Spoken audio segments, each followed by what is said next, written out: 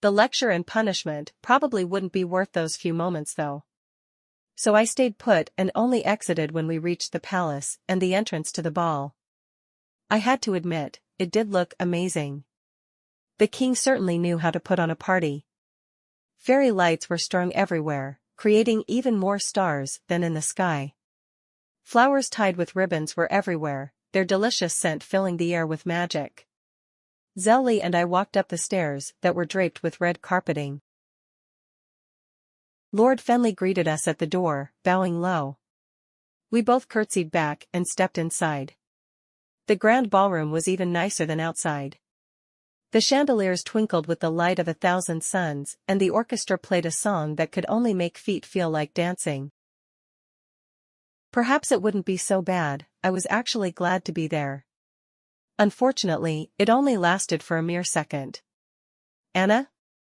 You think the prince will even look at you? The voice belonged to Lady Lilybeth, a girl I had known nearly my entire life. I'm just here to dance, I replied, finding it difficult to look her in the eyes. I knew she would be smirking at my gall for believing I was good enough to be in the presence of Prince Charming. As if he'd want to dance with you, she giggled as if it was the funniest thing in the world. It wasn't, but I never expected anything else from her. I turned away, trying not to let her get to me. All the girls around her, Lilybeth's gaggle of girls, were laughing so hard it was difficult. I knew that would happen. I tried to tell Mother they teased me so, but she never listened to me. Unfortunately, I walked directly into Tesslyn Montgomery, the one most expected to capture the prince's heart. Anna Trevane? My apologies, Tesslyn, I wasn't watching where I was going. I wanted to sink into the stone floor under her scrutiny. She was looking at me from head to foot. Any prettiness I felt before was long gone, left in its place was a deep feeling of inadequacy. You should be more careful, you know you scare people if you suddenly appear before them. We all need to see someone like you coming, so we can turn away. I didn't reply, I didn't have anything to say to her. Instead, I curled and started walking. The giggling was still louder than the music, or perhaps it was just echoing in my head, I wasn't sure. I headed for the food, at least I could have something to eat without criticism. I was famished after all, Mother hadn't let me eat all day, lest I wouldn't fit into my gown. I did, just. I had to pass a line of boys to get to the food. I slowed slightly, just in case a miracle occurred and one would ask me to dance. How I wanted that so badly, more than anything in the world.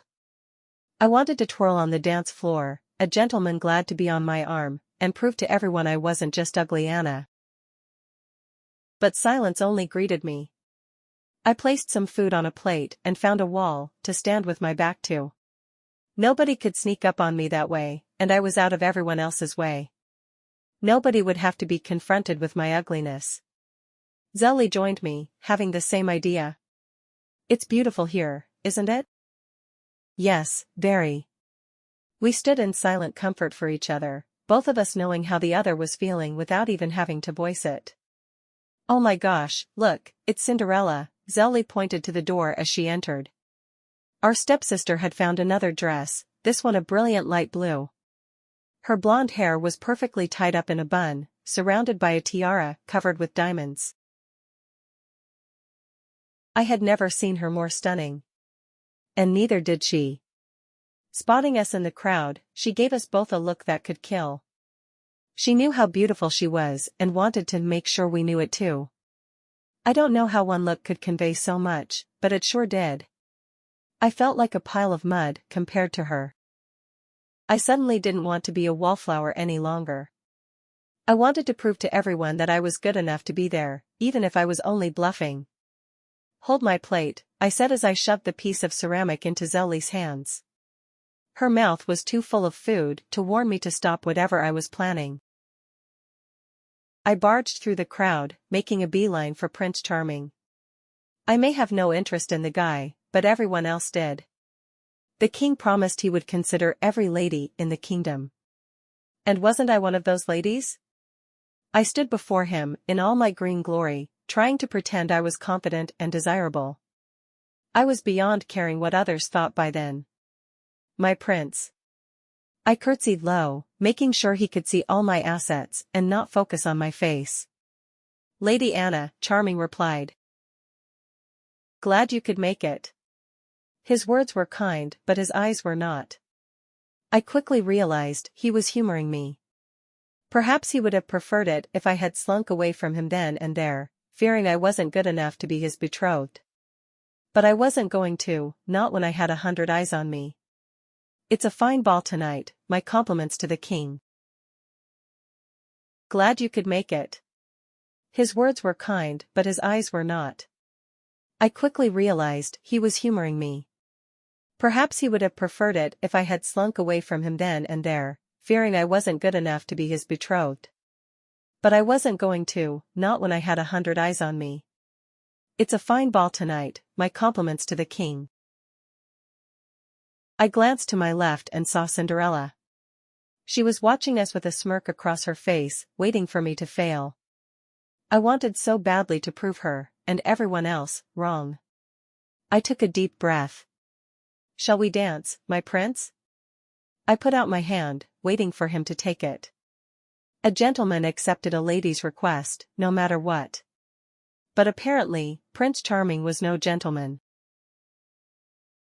Instead of taking my hand, he laughed at me, keeping his own firmly by his side. "I'm not dancing with you." My face burned with the humiliation. My life was practically over. To be turned down by the prince in front of everyone in the kingdom? I would never be able to recover from that, never ever. "I'm dancing with her," Prince Charming muttered as he pushed me aside. I turned around to see who he was talking about, already knowing deep inside my heart. I watched as he went directly to Cinderella. He bowed low and asked her to dance. The look of happiness that washed over her face was sickening. A part of me wanted to tear them apart and tell my stepsister what a fiend he was. But would she listen to me? Absolutely not. More likely she would blame me for trying to ruin her life. "What were you thinking?" At first, I thought the voice might have been inside my head, but it was worse. Tesslyn was nudging me, amusement in her eyes. At least she found the humor in my annihilation. I could feel the tears starting to well in my eyes. I couldn't stay there a moment longer, I was a laughingstock. For a moment I wondered what Mother would say when she found out. Someone would tell her everything, I knew that was a certainty. My feet started running for the door, better to leave them to gossip and stab me in the back rather than watch them with my own eyes. They would hurt me either way. Outside, the air was cool. It would still be hours before Mother allowed us to leave, so I needed to find somewhere to hide out. Unfortunately, the breeze was too chilly to wait in the courtyard. But I couldn't go back inside either. Then I saw our coach, awaiting the return of its owners with all the others. I stormed over to it, opened the door and climbed inside. I was surprised to see I wasn't alone. Angus, our coachman, was settled inside. Instantly, he was alert. "I'm so sorry, milady, I wasn't expecting you to return so soon." "I will leave." I placed my hand over his arm to stop him. I didn't want him waiting outside in the cold, it would be a miserable wait. It was bad enough that he had to pass the time in the coach. "No, don't be silly, Angus. I would be grateful for the company." He nodded and allowed himself to relax back into the purple velvet seat. We sat in a comfortable silence for a time, neither of us requiring conversation. When I wiped away at my tears, Angus noticed. I felt embarrassed all over again. "Sorry," I apologized, not really knowing why, but feeling like I had to. "A beautiful woman like yourself shouldn't need tears," Angus said softly. I turned to look at him, wondering if I had heard correctly. "I am neither beautiful or a woman, Angus. I am merely an ugly girl." He shook his head side to side slowly. "Now you are a liar." I couldn't help but smile, it was the kindest thing anyone had said to me in a long time. "If only everyone inside the ball was as nice as you, there would be no need for tears or lies." It seems to me that if they bring you tears, they are not worthy of your time.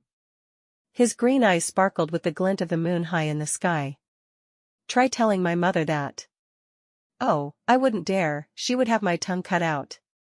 I nodded in agreement, she probably would. I let the moments pass until I was certain my tears had dried up. Do you really think I'm beautiful? As beautiful as 1,000 rosebuds, just ready to blossom in the springtime. The smile could not be torn from my lips. I settled into the seat and watched glimpses of the ball through the open doors. Without looking at Angus, for fear I may die of embarrassment, I mumbled, "You're pretty wonderful yourself." He shuffled in the seat beside me. "Lady Anna, what's going on?" I cut him off, not meaning to be rude as I saw movement on the steps of the palace. Cinderella ran from the ball, gripping her gown to stop herself from falling down the stairs in her haste. She caught her foot on the step and lost her shoe. She looked back for a moment, just as Prince Charming appeared at the doorway to chase after her. She left her slipper there and started running as fast as she could down the path. I watched as the prince stood there, the clock overhead starting the slow chiming of midnight. He appeared confused, worried even. Good. He deserved to have bad karma thrown back at him. He walked down the steps and retrieved the shoe, looking at it like it was a precious possession. I had no idea what he wanted with a lady's slipper, but he took it back inside anyway. It was kind of creepy really. I didn't know how Cinderella got to the ball, so I didn't know how she was going to get home. By the way, she was running, she could probably have made it home in less time than the coach. Suddenly, the door to the coach burst open beside me and I jumped. It was kind of creepy really. I didn't know how Cinderella got to the ball, so I didn't know how she was going to get home. By the way, she was running, she could probably have made it home in less time than the coach. Suddenly, the door to the coach burst open beside me and I jumped.